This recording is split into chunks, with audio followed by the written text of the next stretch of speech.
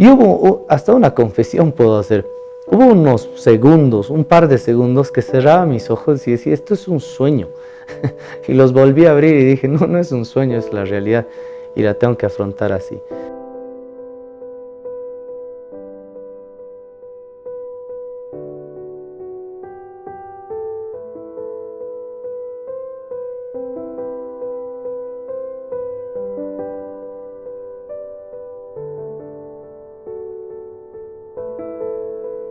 Ah, eh, yo creo que hay que hacerle caso a la vida y hay que hacerle caso al Señor.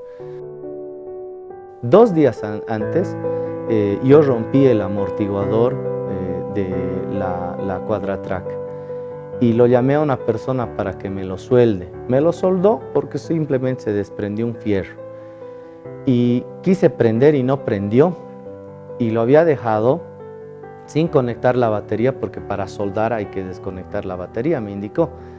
Y yo no me iba a dar cuenta hasta que le llamé y le dije, algo has hecho y no prende la moto, por favor volvé.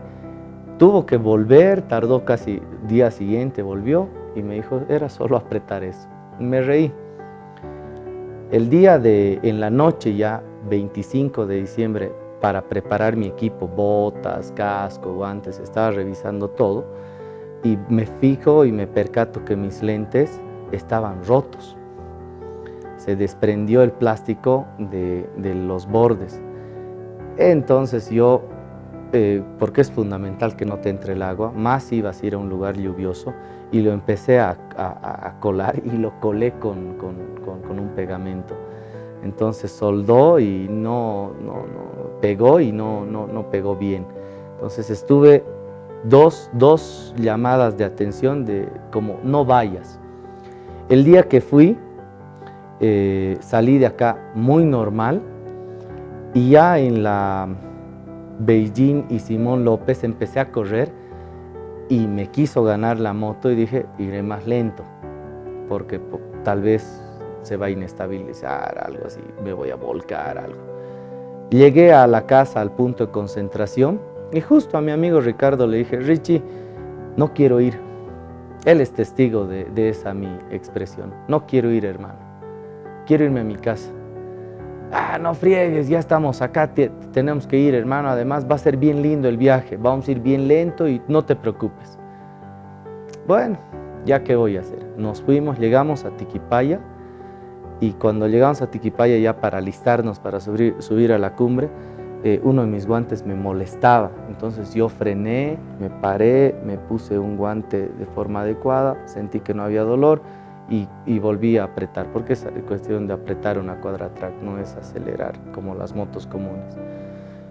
En esta parada que tuve, un niño que nos acompañaba en el grupo, de 12 años aproximadamente de edad, se subió conmigo.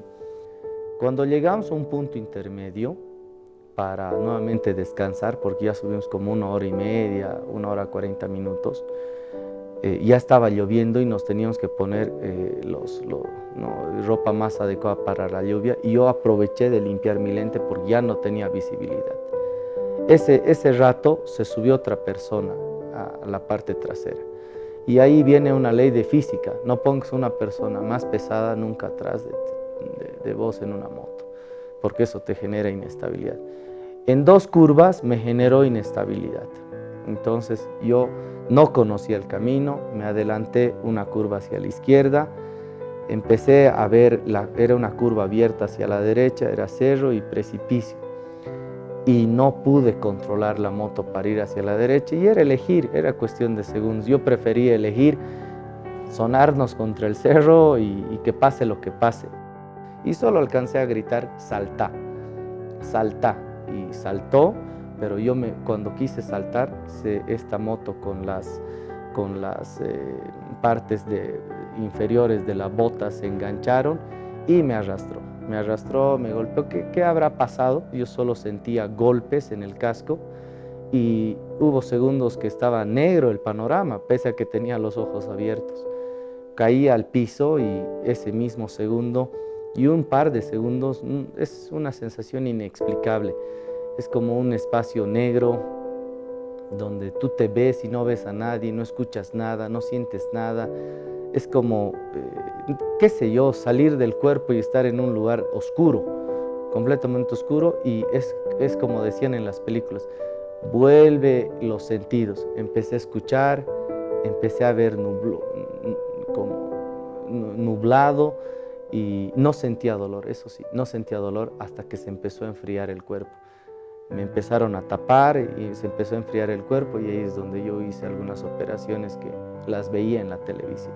Segundo, cuando me vi que esto estaba destrozada, esa es mi terminología, no había expuesto, pero estaba abultado, me apreté yo mismo y dije, algo va a pasar, porque tenía esa sensación. Luego me toqué aquí y estaba hueco y dije, algo peor ha pasado. Entonces lo mejor era respirar, inhalar, exhalar, y después de eso me tranquilicé. Les dije a todos que no quería hablar, porque no podía hablar, me dolía mucho el pecho. Y llegó Fernando, me acuerdo que lo reconocí, me dijo, tú confía en mí. Me empezaron a sacar el equipo, casco, guantes, todo, con mucho dolor, sin duda alguna. Y cuando me alzaron con la camilla de ambos costados que se abría, cuchara, y me subieron, empezó a desatarse el dolor en la cadera, pero un dolor irreproducible, pero no puedes reproducir lo que has sentido. Me empezó a doler esto, me empezó a doler esto, me empezó a doler mi cabeza, me empezó a doler mi cara, y suplicaba porque me pongan un analgésico, una anestesia, yo le decía. Y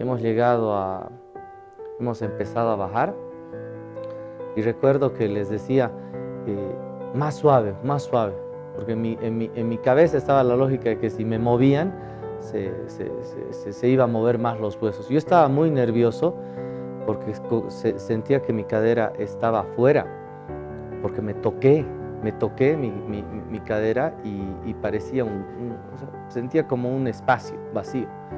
Y tenía miedo de que, como veía estos programas médicos, de que me suba un coágulo, tantas cosas me venían a la cabeza.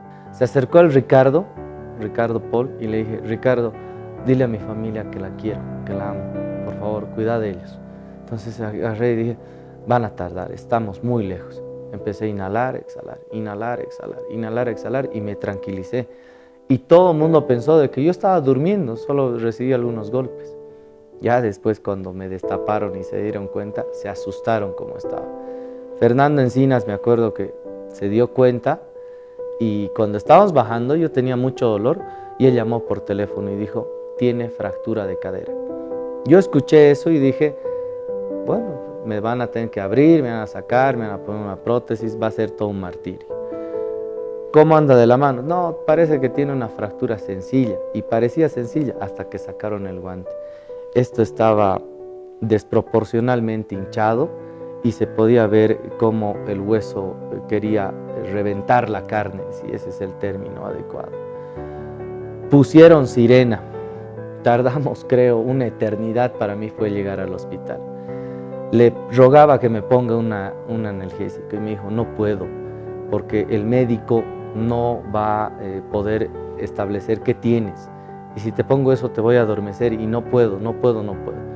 Y le dije, no me vas a mentir, si llegamos al hospital me van a poner una. Sí, te prometo. No me mientes, no. Llegamos y me pusieron en el estómago, después de una valoración. No me pasó, creo que fue peor. Entonces empecé ya a desesperarme, me midieron mi ritmo cardíaco y estaba yo ya elevado. Y dijeron, hay que meterlo inmediatamente a quirófano, porque está ya muy alterado. La doctora Ferrell, me acuerdo que me dijo, voy a contar hasta 5, Sergio, y quiero que me empieces a hablar. Le empecé a hablar y no recuerdo nada más. Obviamente, estuve ya en el hospital, me pusieron fijadores, 6 fijadores en el brazo izquierdo. Me hicieron una reducción de la cadera. Afortunadamente no sufrí ninguna lesión para cambiarme con prótesis el hueso. Y comenzó una recuperación. Yo digo, una de las recuperaciones que me ha marcado la vida, porque me ha vuelto a nacer, he vuelto a nacer. He estado en mi domicilio 27 días sin moverme. solo movía la cabeza. He sido un niño que ha requerido atención. No podía mover por sí solo nada, perdí fuerza corporal. Ahí yo siempre recuerdo a las personas del SAR Bolivia que han estado conmigo. Lo único que conocía era el techo de este living, porque lamentablemente no pude estar en un dormitorio, en mi cama, nada, por las condiciones médicas de subir y bajar mis gradas. Conocía el techo de acá, conocía el techo del pasillo, el cielo y el techo de la ambulancia. El techo de la ambulancia, el techo de la fisioterapia, 27 días de esa manera. Y la verdad, para mí, lo que más me dolía era si me hubiera pasado algo, dejar a mis hijos tan pequeños, ¿no? Eso era lo que más me dolía, más allá de cualquier otro aspecto. De mis dos hijos, al que más lo ha marcado mi accidente es a Santiago, porque él, obvio, todos los días estaban en vacación, todos los días llegaba el SAR a ayudarme y a conducirme de la cama a la camilla, a la ambulancia, al hospital.